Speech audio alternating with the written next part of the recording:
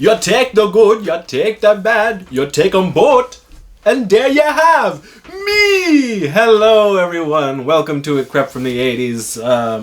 I am your host, Chris Seaver, Crispin Sievage, the Sievage, what have you. And I am here to talk to you about some things I love about the 1980s and my love and the things that I grew up with and all that good stuff. As you know, you're here on this channel, you know what it's all about. But I'm going to start doing a series of little videos about certain television shows, cartoons, maybe even a toy line, and just kind of talk to you individually about that certain thing. You know, little quick videos. They may be quick, hopefully. You know me, I talk a lot. But and today I want to talk about a television show that I grew up with. I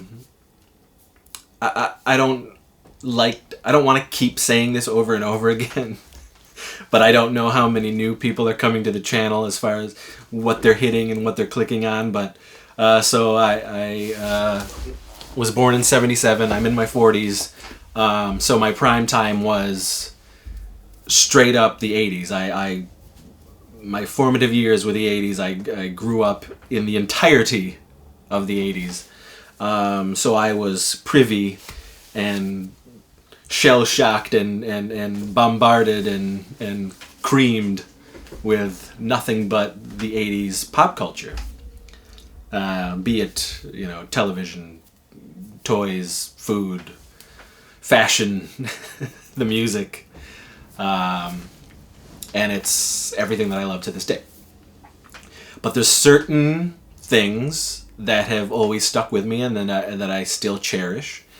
And so we're going to talk about a television show that I adore. And just so happened to be celebrating its 40th anniversary. 2019 was the 40th anniversary, so it's still there. You're just on the cusp.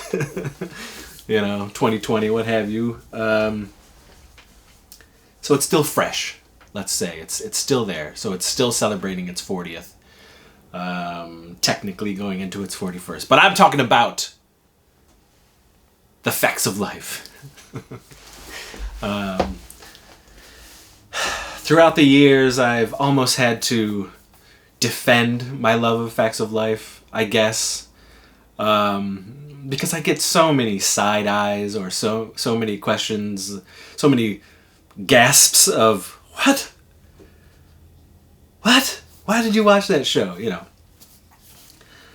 Or you like that show? And wasn't that show about a bunch of broads? You know. But yes, I grew up loving The Facts of Life. And it debuted in 1979, and it was a spin-off for Charlotte Rae's character, Mrs. Garrett, who was originally on Different Strokes as their maid. As their, their first maid. And she left in the second season and went to Peekskill and started looking after the girls. And Facts of Life was born. And that first season, of course, is very different from the rest, everything that came after it. They got rid of a lot of the girls. Little Molly Ringwald was one of the girls on the first season of Facts of Life. And she was more of a house den mother, still at Peekskill, but she was more of a house den mother for all the girls at the boarding house or what have you. But Natalie was there, Tootie was there, and Blair was there. And then second season they got Joe and got rid of all the other girls. And then Mrs. Garrett became the dietitian at the school. And, you know, still had that relationship with the girls, the girls at Eastland. But I'm not going to go over like the history and all of that good stuff. You can find that everywhere, anywhere online. I'm coming at it from my memories and as a fan and what the show means to me.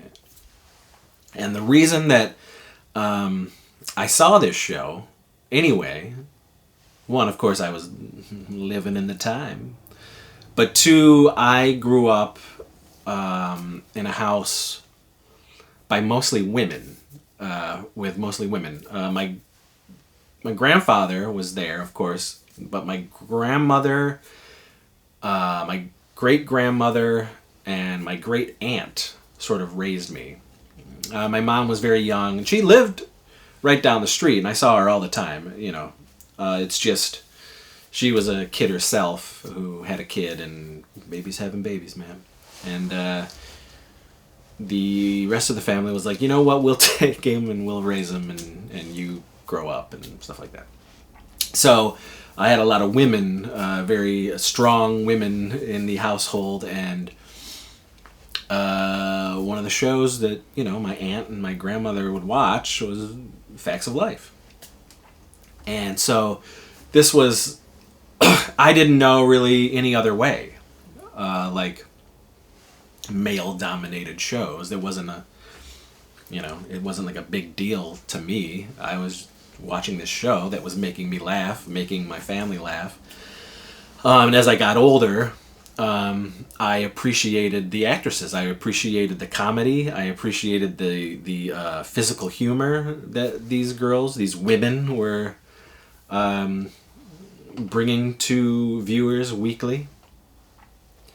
And like all shows of the 80s, a lot of Facts of Life had moral quandaries and after-school special style episodes and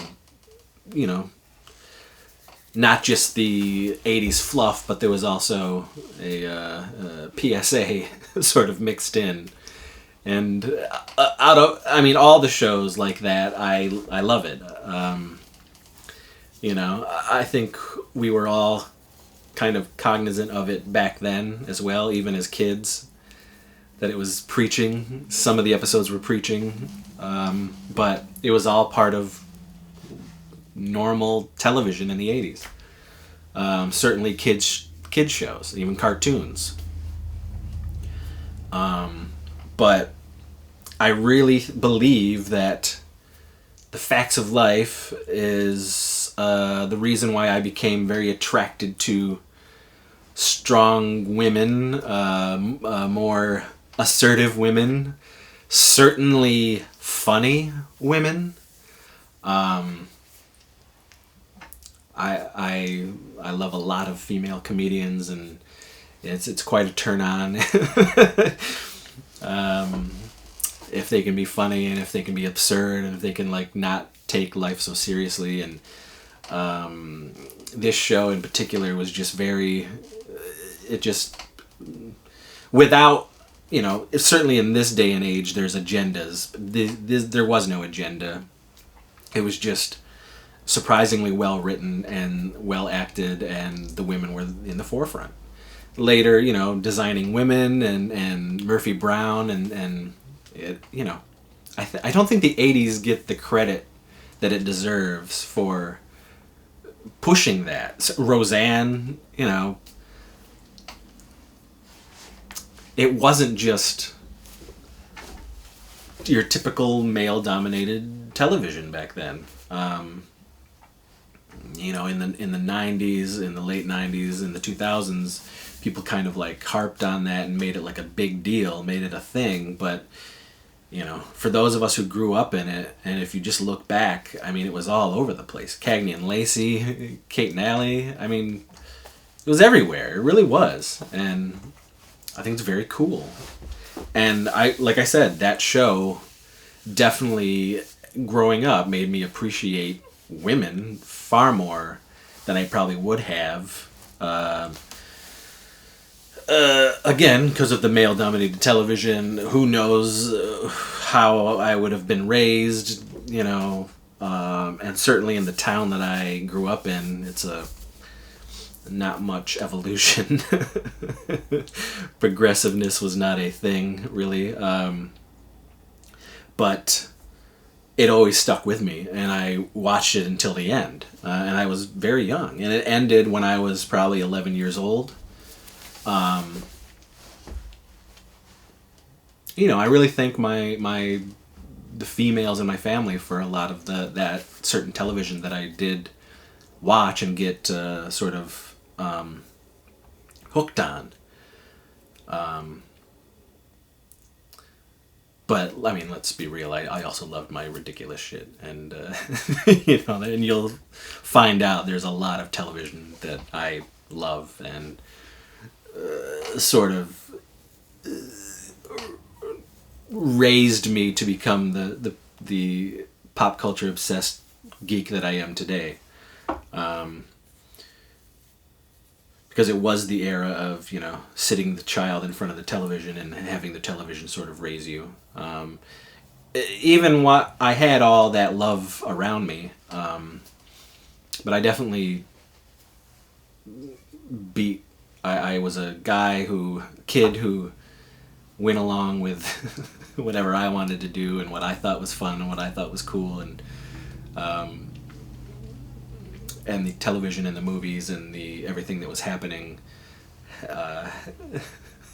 helped me follow those footsteps rather than what the humans were telling me in the real world. I like to say that I had several fathers. One, because I didn't really have a good relationship or real relationship with my dad growing up. He wasn't really in the picture, but I knew him, and I would see him from time to time. So the television dads would become like my dad. I would look to them for the advice. I would, as cheesy as it was, I would sort of get what it was like to be, a male figure from some of these television shows that I certainly will talk about. But Mrs. Garrett for me was a voice of reason on the female side, a voice of growing up and learning those facts of life. And again, you're probably watching this and thinking, man, this is ridiculous. But for me, the facts of life worked. As a kid, as a teenager, growing up into my adulthood, I have never stopped loving the facts of life. And I, of course, have the entire set. And let me tell you, when this finally came in the mail, I couldn't get the grin off my face.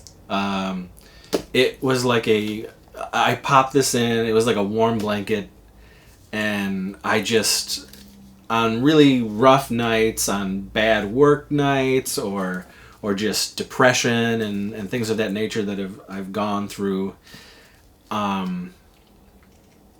like a lot of other 80s product, other 80s entertainment, watching this is really like a warm blanket, and it would make me smile, and I'd kind of tear up every now and again just because of the memories or the feelings that I had connected to the show. And just realizing as an adult, as a man in his 40s, just how well it was written.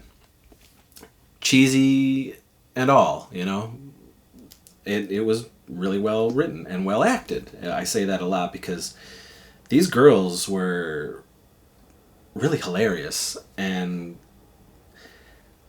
while I love Tootie and while I love Joe, my favorites on the show were Natalie and Blair. I just loved their faces. I loved their deliveries. I loved their quirkiness. I loved the physical comedy. Joe was the hard New York, New Jersey type broad. Tootie was the innocent.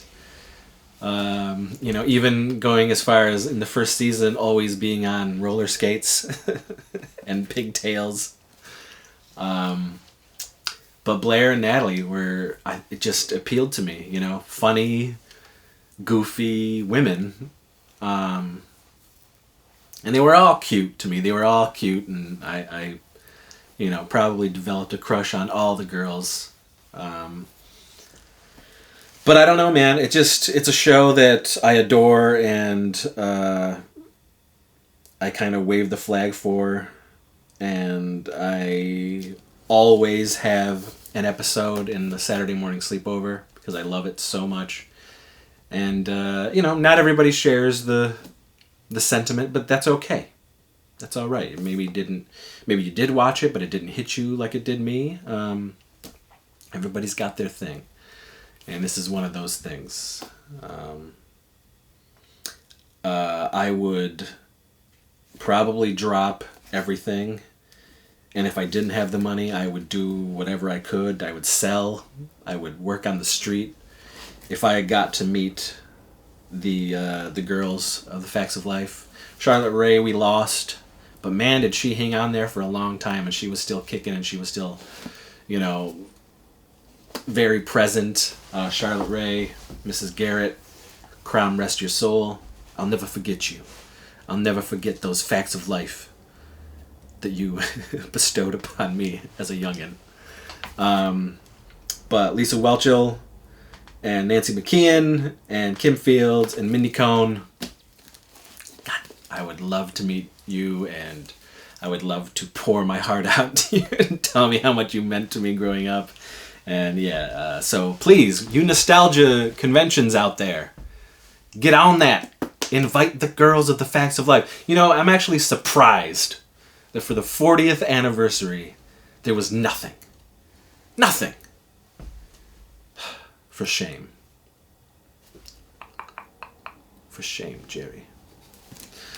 But that's it. So that's my little chunk. That's my little video homage. Quick 80s jaunt. Talking about one of my favorite pieces of 80s pop culture. The television. And the show in particular, The Facts of Life. So please, do yourself a mitzvah. Actually, I held off when Shout Factory put this out. I held off for a while because it was very expensive. And it seemed like it just would not go down in price. I'm not saying it's not worth it. Because friends, this is straight up 9 seasons, including the TV movies and extras. So it's worth it. But I just was like, I'm always poor. I never have any money, and I'm not going to be able to drop almost $200 on this set. So I waited a long time. And then I ended up getting some birthday money a few years ago. And I was like, you know what? I'll check eBay. See what's going on eBay. And eBay had brand new, still packaged, unwrapped copy of this set for only $46 shipped. It was a bloop instant buy.